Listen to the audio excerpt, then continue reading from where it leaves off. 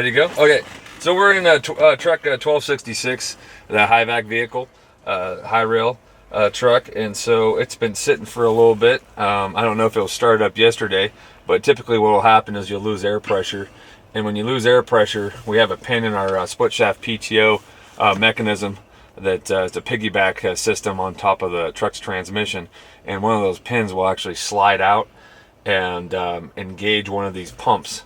And it's not supposed to do that. So what we need to do, if it does give us a red light, and it'll be down here, is when we're going to start up this truck, and we're going to see if we get a red light situation. The red light, green light situation is only going to be valid. Right down here, we're talking about green light, red light. So right now we have a green light, but the green light, red light really will tell you it'll go true. It's off of an air switch. So once the secondary air tank hits 75 psi, that's what's it's gonna engage a couple relays in here. We're gonna check for where the pins are at in the split shaft PTO, and if the pin is actually engaged, it's actually gonna give you a red light here saying, hey, we gotta clear something before we take off going down the road. If you take off going down the road with the red light on this console down here, you will blow up that pump. And it's about an 8-week lead time from an Italian company called Lindy, and they don't have them on the shelf, and we've dealt with this a couple times already, so we're trying to do as much as we can to lock this out and give the driver enough notice saying, hey, you know what, I got to do something. There's a big red light staring at me here, and it's a really bright red light when it shows up too. So let's go ahead and we're going to start her up. Like I already have air pressure built up with the truck, so our green light is a go. Yeah. So if we did deplete air pressure, we might go over that later if we can actually drain out some of the tanks. We would have a red light situation down here. To clear the red light situation down here, all you're going to do is we're going to go up to the PTO enable switch right here, and we're going to turn this on. And we're going to turn it off, and that will clear the red light down here. And that's all you got to do. And that's basically giving air to all the pins on the split shaft PTO, and it's telling them to turn on, and it's telling them all to turn off, and that will actually shoot that pin out of there from being engaged by about 1/8 inch.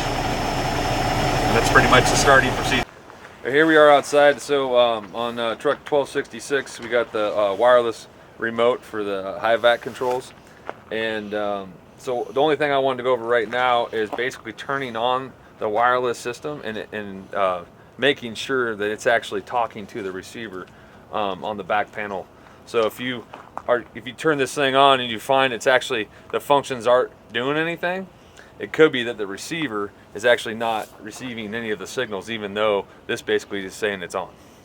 So to turn on the remote, hold down the red button, hold down the green button, release the red button, release the green button, and that will actually change the screen for you. Let's do that one more time. Oh, there it is. So now it just woke up. So now you have all your functions on here. So to make sure that this is married with the receiver, what I did was, you can actually stick just a flathead screwdriver in this keyhole right here and just spin it. It has a little lock mechanism. You can open up this back panel here, and then I don't know if you can get in there on the camera, but there is a green light now. So there's a green light on the receiver, and so before it was blue before we actually enabled the wireless controller. So you want to make sure you have a green light there. So where it is? One more time. The green light's right back here. Okay. Green light's right back here on the receiver. Okay. So you can see it from this angle. Right. Now if you don't see that green light, what you want to do, you have an on-off switch right up here. You want to turn this off and turn it back on. That kills power to all of this and kind of resets the receiver. And we actually had to do that in our shop. That's it. Okay. Alright, I'm ready. Alright, so we're in truck 1266 and we're getting ready to engage the split shaft PTO. So in order to do that, truck's running, you got your park brake on, and what we're going to do is foot on the brake, and then we're going to hit the PTO enable switch here. So we're going to turn that thing on.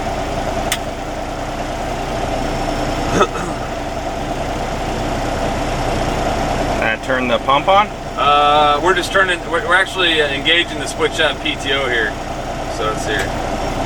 I gotta turn this thing on until I get a green light. Sometimes it takes, so sometimes, you just saw that there, so sometimes it takes two or three switches. Normally it's 2 switches to enable that. That's just the air getting back there, maybe pushing out a little moisture in the system. This is all air controls, so it's air actuated pins in the system, so more prone to have that in the wintertime than the summertime. And we're a little cold right now, so it kind of makes sense. So now they've got the PTO enabled. Now what we're gonna do is we're gonna go down to the transmission, foot on the brake, and we're gonna hit the drive button. And what we're looking for is 4-4, and that's gonna tell us where PTO is enabled, and we're actually starting to spin hydraulic fluid through the systems. Here we go.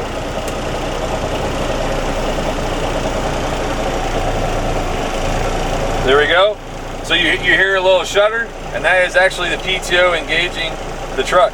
Now every once in a while, when you hit the drive down here and you go into 4-4, it actually shuts the truck off. And the reason for that is because it's a coupling system on the drive line. So if the drive line isn't coupled correctly, it will actually shut down the truck and stall it out. All you need to do in that situation is basically turn the PTO off. It's not going to be engaged down here, and we're going to drive the truck forward just a little bit, maybe like half of a tire turn, and it'll engage right away. That's it. All right, so now we have the PTO running, and then we're actually going to turn on our blower here. So this is our suction on the high vac unit, so we're going to turn this on now.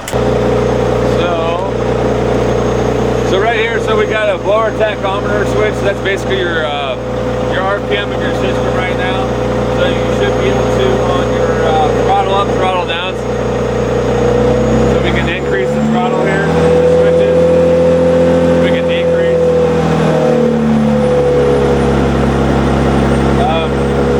Your water pump is just on the other side. You have a little water pump on this, so if you want to have a sprayer nozzle and clean off equipment. Yeah, right here. Panel light, pretty self-explanatory on that. And then you have your functions for your boom. Up, down, and left, right. And that's going to be your boom that goes in for your suction hose all the way over here. Is that associated with the controls that you use to manipulate the boom? Yeah. So these are like manual overrides. If you're using the wireless controller, it's the same functions. Okay. Yeah, same exact function. So they're assuming you're going to be using the wireless controller most of the time. But if this runs out of battery, it's nice to know that these are here. Visibility would be an issue though. Yeah, for sure. It'd be a 2-man job. Yeah, for sure. And then you just got your work lights right here, your work light switch. That's going to be all your work lights all the way around. So working at night, it's going to be good to put that baby on. And then you got your let's see here. I think so here's your suction on your vacuum. So if you want to know how much suction you have, this is your gauge on your vacuum. So does that increase when you turn the RPMs up, the suction? Yeah, it should. And then I think also what's going to happen is that when you're sucking up things, it's going to bounce that gauge, right? Okay. Yeah, so it needs a little, it needs a load. Feedback, yeah. Okay. And you got your tipping tank cylinder, rear doors and doors unlock. This is basically when you're raising the tank, everything involved in raising the tank is here. Because basically you're going to unlock that rear door first. Before you tip, you want to unlock the rear door, and then you want to raise the door up, and then you want to tip. In the truck, you want to make sure that's plugged in at all times so you can charge up this battery. I have noticed that the battery does go dead maybe after about a month of sitting around, but as long as you have this plugged in, it does pretty good. Like I said, to turn on, so you're going to take it off the pad here, and to turn the wireless controller on, it's going to be red button, and then green button down, and then release the red button, release the green. It'll take a second for it to sync up to the receiver. And what it'll do is it's going to give you all the controls. So here's all your controls up in these buttons here, and then you have some controls down here. You do have, let's see here. So you have extra controls if you hit the green button here. So you do have an emergency stop on this controller too as well. So that's the third emergency stop. We had an emergency stop up by the the front panel. We have emergency stop on the wireless controller, and we have to actually have emergency stop over at the sitting area there. So the controller seat. If we hit the emergency stop right now, should kill everything. What we're going to do is we're going to engage the hydrostatic drive. And so that's basically the drive that's controlled by the joystick back here by the rider chair. So to engage the hydrostatic drive, you're going to push the drive button on the wireless controller here. And while we do that, we're going to go into the cab and see what happens. We should get a red LED in there on the cab, and the hydrostatic drive is now engaged. And so if you move the joystick on the back rider seat, the truck will move. how do I know it's not engaged? If it's not engaged, then the red light shouldn't be on. And as long as you have the park brake off, so the other thing to note here is if the park brake's on, the park brake's probably going to win over the hydrostatic drive. So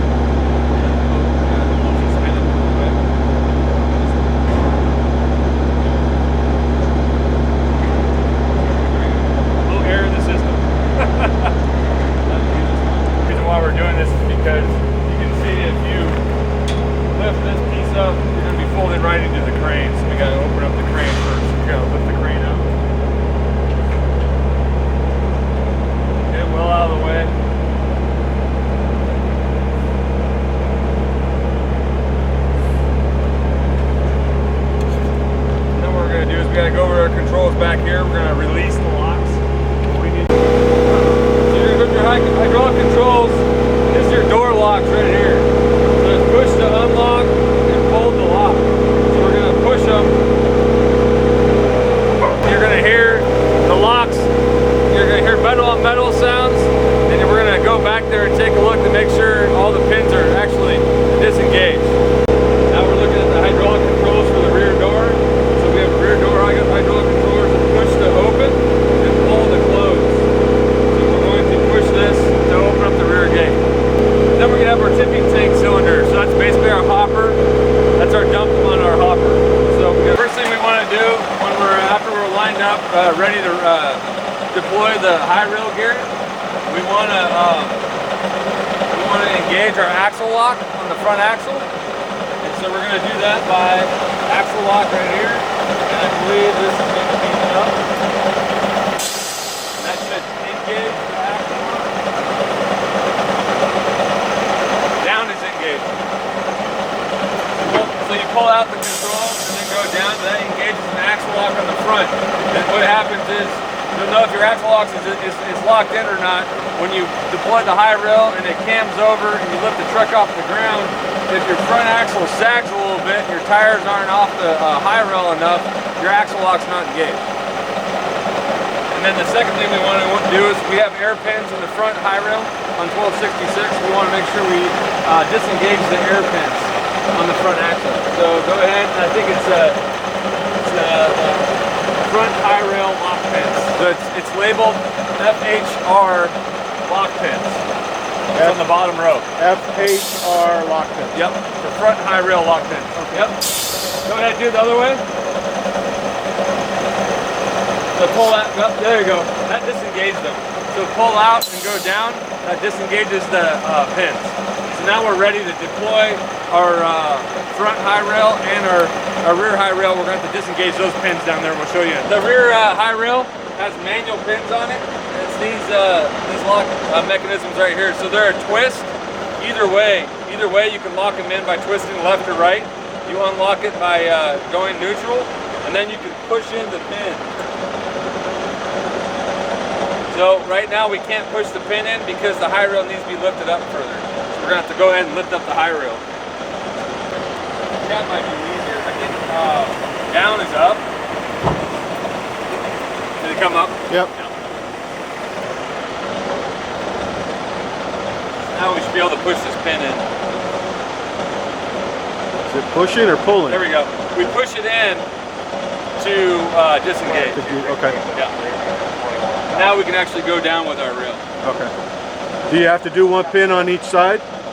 Yeah, one pin on each side. Yep. Okay. Oh. Yep. So now the pins are disengaged on the high rail gear on both the passenger and driver's side. So now we're ready to lower the rail gear on the rear. So we can do that with in-cab controls, or we can do that back here, manually. When the trucks have the auto guides on them, it's a hydraulic suspension, rear suspension. What we do is we just gently touch the rear rail gear and then engage the auto guide. And there's an auto guide button on there, or switch. It says auto guide on the switches down here. Just turn that on. Yep. There you go. And what that does is it's gonna maintain pressure on the rear high rail at a certain PSI, whatever you guys set. So I think it's set normally around, like this for this truck, I think it's set around 1600 PSI. It all depends on what kind of cup you want on your rear tires, but you can adjust that. Okay.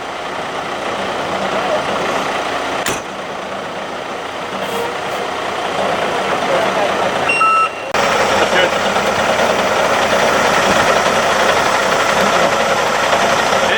Pin back in on the front high rail because it's just cammed over. So you raise it all the way till it won't raise anymore. Yep. And it doesn't require pinning. Nope. Okay. Cool.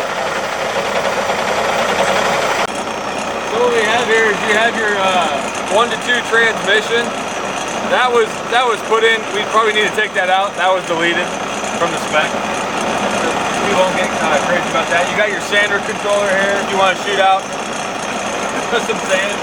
You got your sand heater. The sand is manual. There's not a slip sensor or anything like that. There should be an air. It shoots out of air. Right. Yeah. But it's not sensing slip. No, it is not. Okay. No, it's not. It's all manual. Yes, correct. Then you have your shunt here. Does shunt work? Yes, it should. Yeah. No, I think this one didn't have the problem as the other trucks. Yeah. Okay. Your axle lock, we went over that. Your rear high rail, your front high rail switch in here. You do have a high rail brake on this.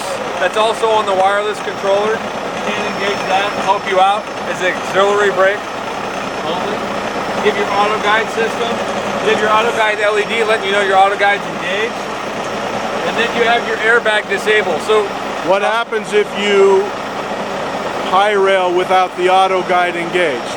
Can you? Yes, you can high rail without the auto guide engaged, but what the auto guide does when you're in basic transportation on the high rail and you're not using the crane, it's giving you more traction on the rail from the rail wheels. Okay. It's putting pressure down on the rail wheels and making sure, so it's actually like an independent suspension. So that's what's actually adjusting your hydraulics to ensure that your contact you're on the is track. the same. Yep, you're on the track, yeah. Otherwise, you go over a frog, the auto guide's not engaged, your high rail is just going to maintain its height and it might skip off. Okay. Yeah. And this is going to change because it's going to get heavy and light. Yeah. Heavier and better, yeah.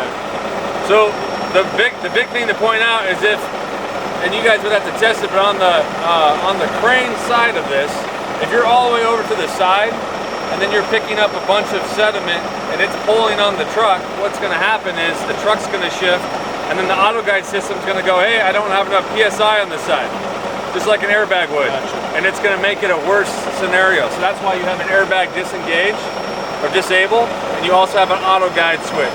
So you can turn both those off, so I highly recommend turn both of those mechanisms off if you're using the crane to the side.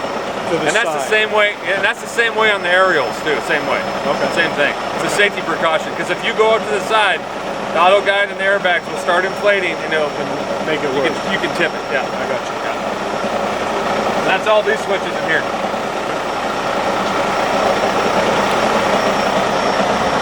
And then you have, so the high rail, all the switches in here and the high rail are actually run off of crankshaft pump in the front of the truck. So as long as the truck is running, you have hydraulics flowing through your high rail system. If that pump fails for whatever reason, or you blow a hose or something, you do have an emergency pump right here for the high rail only. Okay? All you gotta do is flip the switch, and you'll hear a little pump run, and you can raise and lower your high rail off of that. Only for emergency purposes only.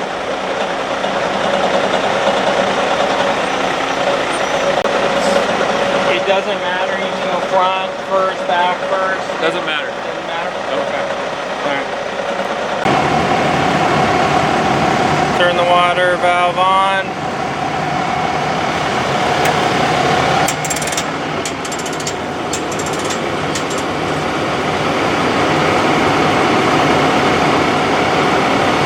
Safety first, kid.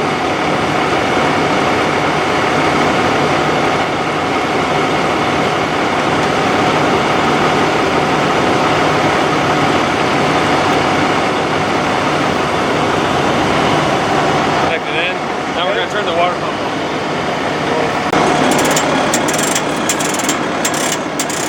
Turn the water pump on.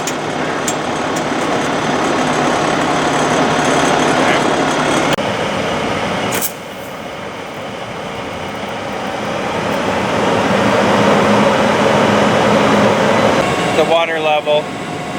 Oh yeah. Right there.